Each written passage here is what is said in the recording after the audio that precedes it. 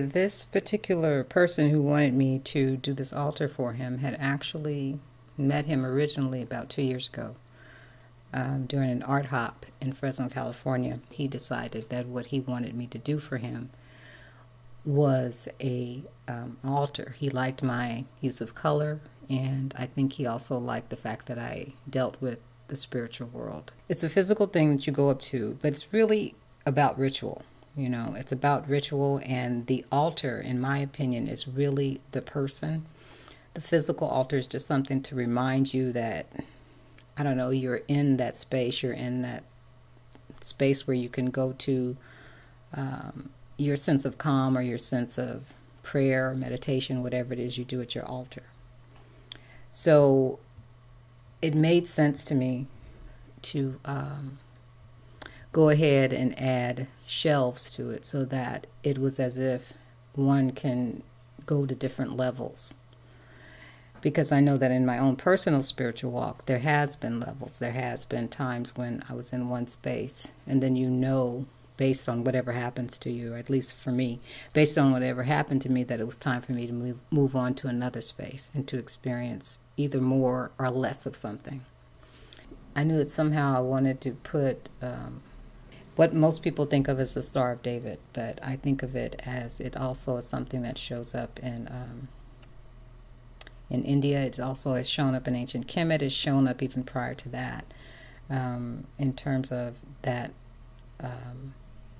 upside down and right side up triangle that intersect. And it's a sacred symbol to me because it is the masculine and the feminine together, and also it is a symbol of balance. Before even taking the straight edge and drawing out the star, what is drawn before that is just circles. And you start off with one circle, and I used a compass to do it. And you start off with one circle, and then at any point on the next circle, keeping the compass at the same distance, you go ahead and you make another circle. And then where those two intersect, you go from any point on that, and then you keep continuously drawing these circles, and what you end up is with something that looks like a flower, like a circular flower. That particular sequence will show up in every organism that has life, because this is the way cells start out. You start out with one, then it continues to multiply, and they multiply, and they multiply, and they multiply. Even the way many plants grow will often take on that same sort of sequence. And then atoms. Atoms have that basic structure that looks like the stars when they come together. And atoms are 99.9% space, so that's just a trip to me. You begin to wonder, well, how much of the world really is solid if an atom is 99.9% space. When I use metallic, especially metallic gold, that's what I'm thinking about, is that whole idea of alchemy.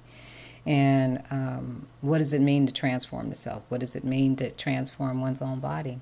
And every metal that exists out there in the world, we have on some level in our bodies. And it is believed by many that depending on how you focus it, you can increase the level that you might need to improve your health, or decrease one that may be too prolific in the body. So as I said, one of the main things that I wanted to incorporate into this was the 4 elements. And so to represent air, I wanted to add feathers. And I like peacock feathers, so I decided to add those. The other element of water that I wanted to bring in was with the cowrie shells. Mirror becomes incredibly important because mirror is about, and that'll appear on a lot of my work, including some of my garments, because mirrors are, you see yourself, but at the same time you see the world, and at the same time you see yourself seeing the world.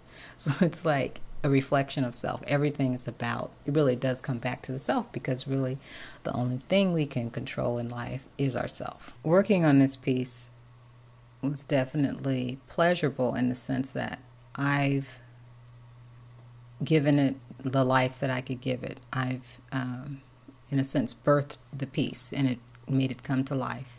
And then knew that in birthing it that I was going to be giving it to someone else. And keeping that in mind, that it was going to go to someone else, I knew that it was important to leave like that one shelf open, or so that they could have the freedom to really take it and make it their own piece. Because that's the point, really, of an altar, is for it to be your own space for you to go to.